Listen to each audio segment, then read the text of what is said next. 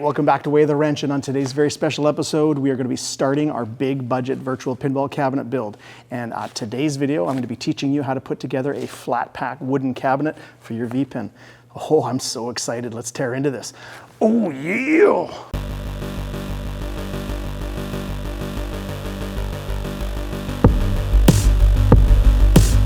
Congratulations, you've thought about building a virtual pinball cabinet. Now you do need the wooden cabinet to get your project started. So what are your options? Well, you have three options. The first one is you can design and build from scratch your very own. You can buy a flat pack kit like this that we're going to talk about in this video, and it just needs assembled. And then you've also got the option where these companies can even assemble it and paint it and vinyl it and ship it right to your door. Now that last option is going to have astronomical pricing, and I don't really recommend that, but for some people out there that have a lot of money, that might be a good option for you. And if that is you, why don't you check out my Patreon down below in the video description and help support my channel while you're at it. Now, for those of you on the other end that you have some time and you're willing to learn and you have some ability to be able to work, get some power tools, I highly recommend you build your own. That way you can customize it for all your components and have a lot of fun doing it as well. If that's you, I will post the link above to the video so that you can go check that out. Now, this video is all about putting the flat pack kit together, so let's talk about that. Now, the flat pack option is kind of in the middle. This is for people that have more money for their budget, but they want to save some time and save some effort, or they just simply don't have the space, or they don't have the power tools, or they don't have the skills in the power tools to make accurate cuts, and they're looking for something that is a lot easier. Now, I asked Lance for even a easier time, which is this deluxe flat pack. So this one actually has a very thin layer of MDF and then a black melamine on the outside surfaces, which will reduce the amount of time needed for priming and sanding and priming and sanding and painting and sanding and painting and sanding and wet sanding and all of that. And I stressed all that just to show you how much work. We're talking 10, 20, 30 hours of work that you're going to be able to save with this cabinet. Now, what you see here is $850, and there are some extra little things that I had Lance do for me so that I could show you guys the product, how you could get it to a point where it is easy as possible to make your cabinet together. So I'm excited. Let's get going. Now, when you're ordering your flat pack kit from pinballcabinets.com, I highly recommend that you pick the option for shipping that has insurance. That way, if anything happens during delivery, it is stress-free to be able to just get another one shipped back. Probably be in your hands in about 4 or 5 days. Now, once you actually have your packages, I would carefully cut them open and inspect for any damage, so that's what we're gonna do right now.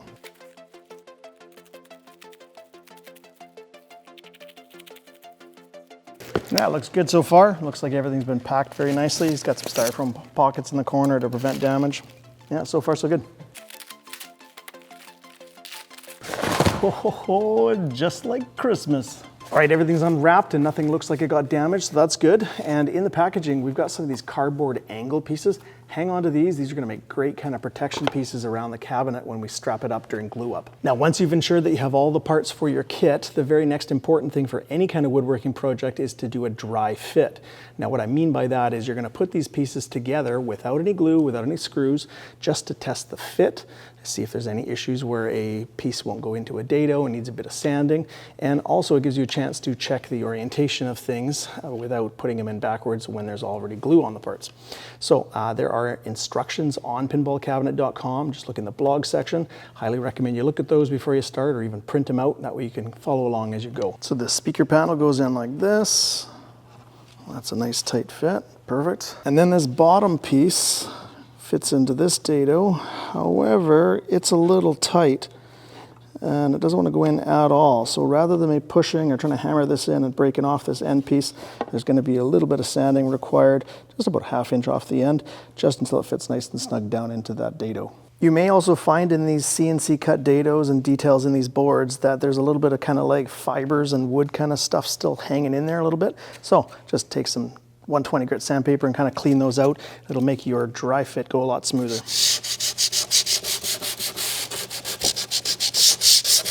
Just take your fingers underneath and kind of make an even spacing that you can put this, tip your finger against the edge of the wood, and that'll prevent you from sanding any deeper. And then we're just going to take a little bit off the edge here.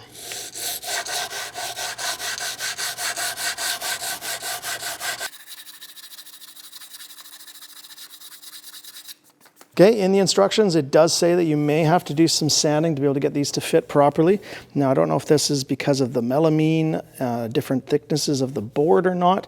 However, I did have to do a little bit more sanding than I would have liked to, but I just did both sides a little bit at a time and frequently checked in the dado groove, and now I have this fitting exactly how I like it, and I don't have to worry about this busting off the dado at the very end.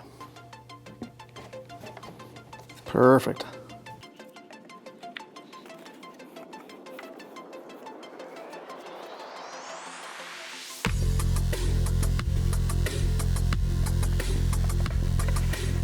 So the back box is all dry fitted up here and it's starting to look awesome, and I can't stop thinking about how much time and energy this is saving me getting this flat pack. Thank you very much, Lance. So now one thing before we glue this up that I wanted to kind of bring attention to you guys so you can make a decision yourself is 95% of this does not need to be painted, right? We've got our black melamine on everything, and a lot of this stuff is going to be covered up with T-molding or getting a speaker, things like that. So we don't need to paint everything, but there are some spots that are going to be seen. So around the inside edge of the full DMD, the top of the speaker panel. So this might be a time to kind of hit that with a rattle can black spray paint before you put it together. Or you could leave it, but just keep in mind that you are going to have to do that later before you start putting components in. So something to think about. So another nice feature that this flat pack has is there are 7 holes on both sides of the back box. And those are for screws so that while you're gluing this up, those screws will hold the location and hold the boards together while that glue sets. Now these holes are only drilled in the sides. There's no pilot hole drilled into the other piece where you're going to put the screw into. So if you just put a screw in there, you may split the wood. So what I recommend you do is you go to your hardware store and get one of these pilot hole / countersink tools so you can do it all at once. And then this will give you the proper size for the screw so the screw can bite in and grab and be strong without splitting the wood. And then the countersink part will allow the head of the screw to sit flush with the sides of the cabinet. So I'm going to go ahead and do that now. Now make sure that all of the pieces of the back box are all sitting at the back so that everything's nice and flush. Hold the 2 pieces together just with your hands so that you're not pushing the cabinet apart as you're drilling it. Go nice and slow, and I would only drill deep enough on the countersink to make sure that the head will sit flush or just a bit underneath the surface of the back box.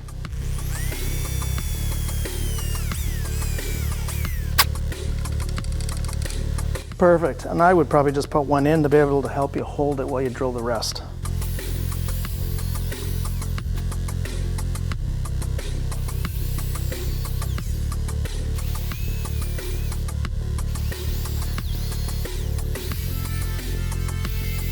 Okay, do the other side and then you're ready to glue this thing up. Woo! All right, in order to get ready for the glue up procedure, I'm gonna have some stuff ready. So I've got my screws ready. These are number 8 Robertson screws by 1 1/4 inches long. And then I've got a cordless screwdriver just to speed up the process, and then a manual screwdriver to be able to just check to make sure everything's tight or not too tight. You're gonna need some good quality wood glue. Get yourself a nice paintbrush so that you can apply the glue evenly. On small woodworking projects, I usually just use my fingers or I rub the joint together with the 2 pieces of wood. However, this is a large cabinet and a lot of gluing up, so we're going to use a paintbrush to keep things a little cleaner, and so we don't have to wash our hands all the time. Now, a note on when we put the glue. You want to make sure that you put enough glue into the joints that you don't have something called a glue-starved joint. And what that means is if you don't put enough glue in that joint, it is not going to soak into the pores of the wood, it's not going to fill the gaps, and you're going to have a weaker cabinet. So make sure you put enough glue. Now, if you have the opposite problem and you put too much glue, just make sure you have a cloth nearby so that you can wipe up the excess. And if you think you might be a little sloppier with this and you don't want to have glue all over your black melamine surfaces, you can use masking tape. Just tape it along next to the seams and next to the dados where you're going to be putting stuff together. And then as soon as you have it glued and screwed together, you can rip up the masking tape with the glue along with it, and it'll be a lot less cleanup. And I recommend that you get yourself a set of these ratcheting straps. You can get them pretty cheap from Princess Auto in Canada, or I think Harbor Freight will have them down in the States.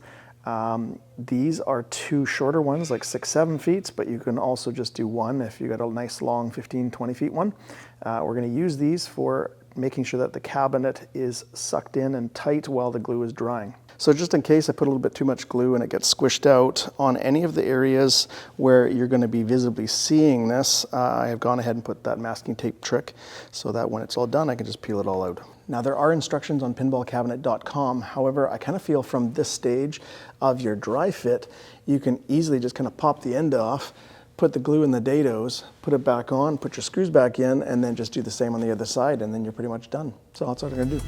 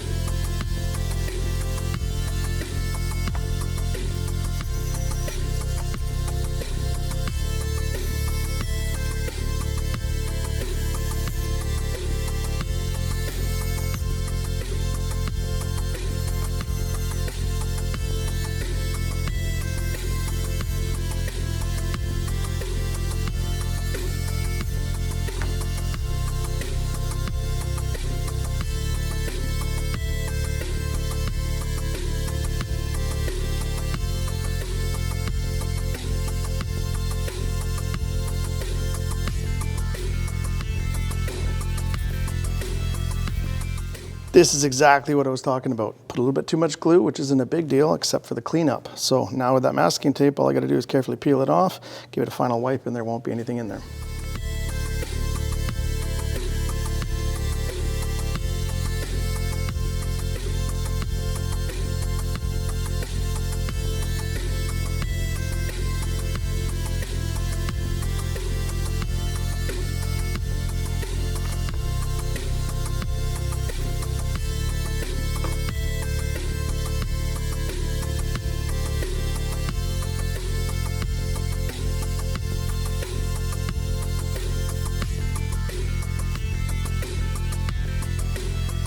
Make sure you don't have any glue in that groove for your plexiglass, otherwise you're going to have a hard time getting that in. Okay, then do the same thing on this side, do a final wipe up of your glue, and then you can set it aside. And I would leave this for at least 8 hours. So let's do this side now.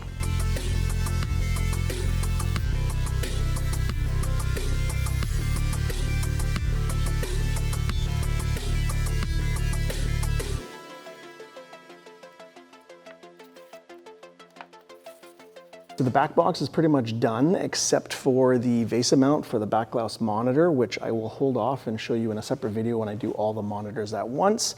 And I'm gonna put the plexiglass in almost the last thing for this cabinet so I can keep that nice and clean till the end.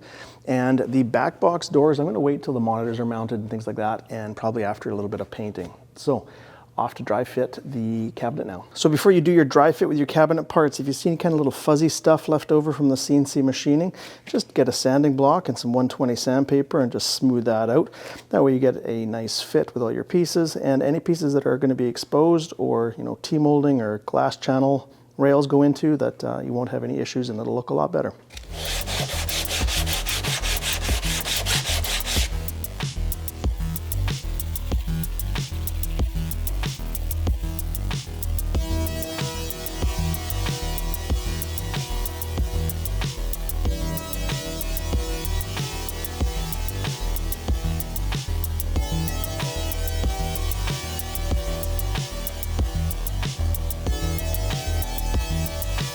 I highly recommend you take a sanding block and like 150 sandpaper and go over the edges, but also do just the corners, kind of do like a 45-degree angle and bite a little bit into the edge of the melamine. And the reason why I'm saying that is that melamine is very, very, very tough, but it's also very, very thin.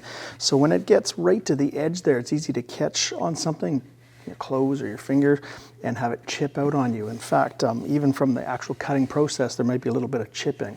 And that is easily solved by just taking that block 45 degree, and that will kind of soften that edge and prevent that kind of tear out that could happen. We did the same thing on the other cabinet to make sure that we didn't have any of the wood fibers catch out and tear out.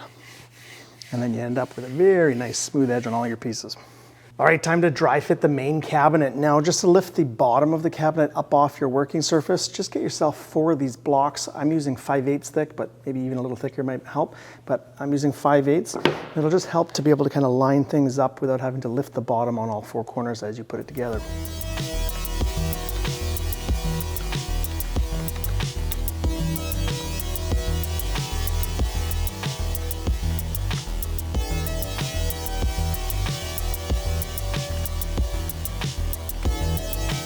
Yes, this project is cruising along and looking great.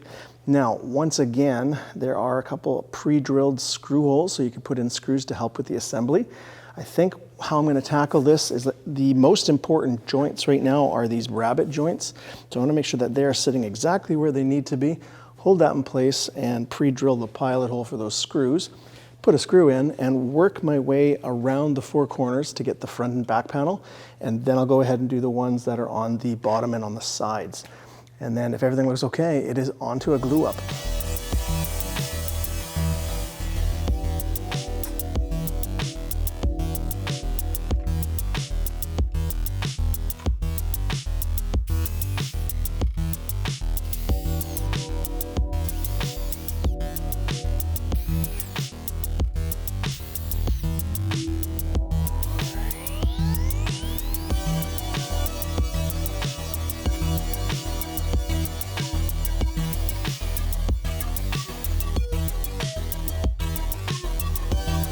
Last thing to dry fit is this rear shelf. Make sure it's oriented with the big hole to the back, just like the back box.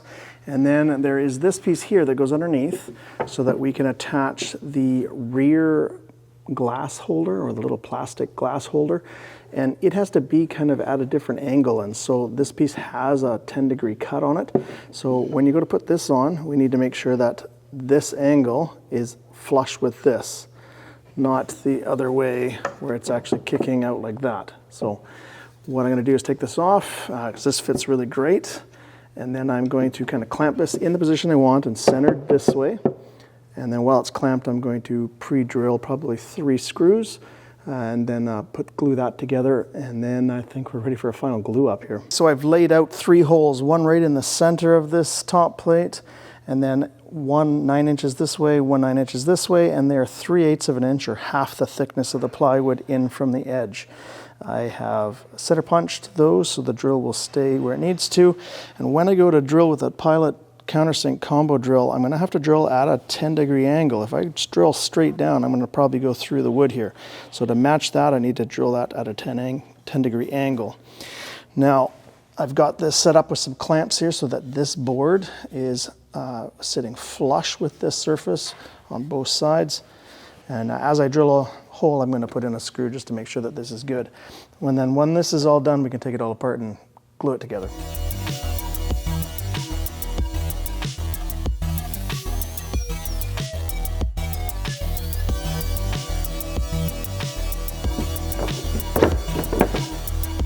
All right, that fits like a glove. So, on to gluing up the big bad boy here. Okay, before you start your glue up, I'd also recommend you do a dry run through with your kind of straps and your cardboard kind of elbows here to protect the corners.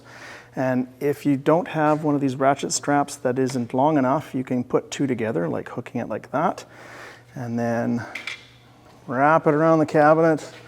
Cardboard on this side too. There's the hooks on the other side.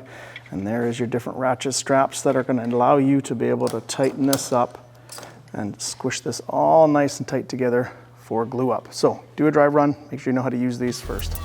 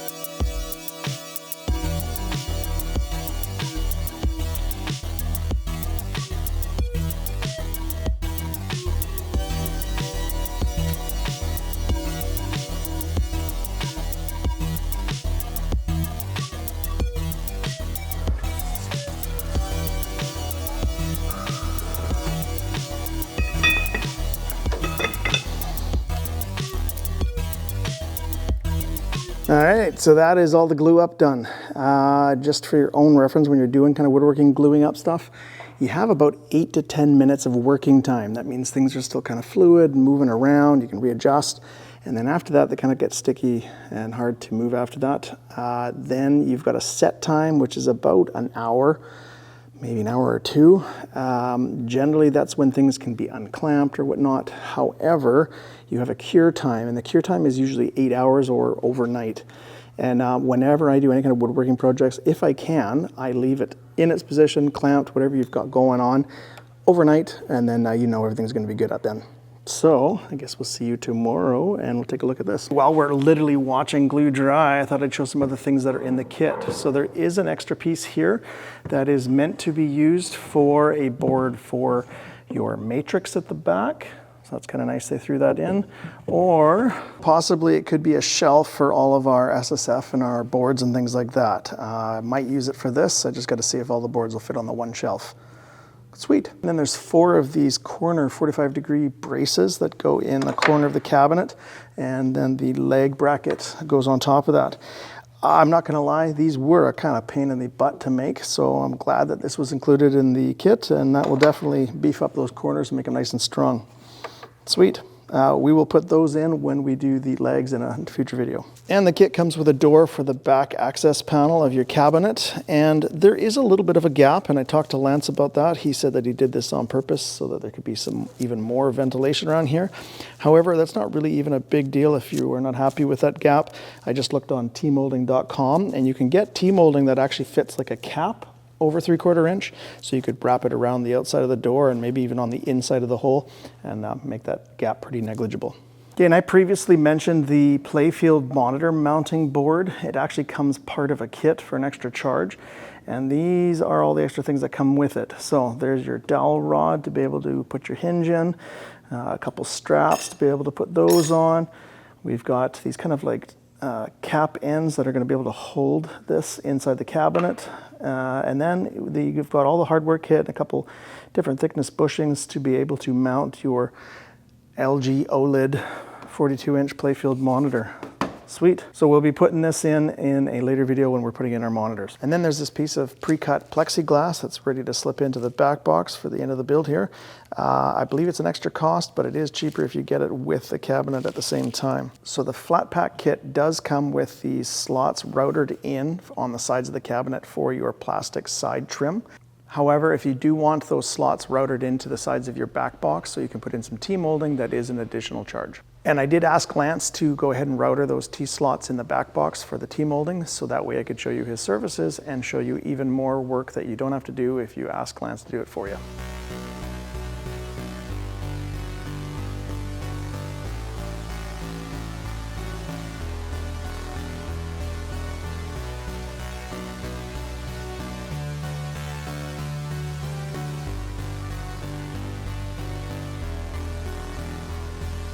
Hey, there's a wrap in another video from Way of the Wrench, this time on how to assemble a flat pack cabinet for your vpin build.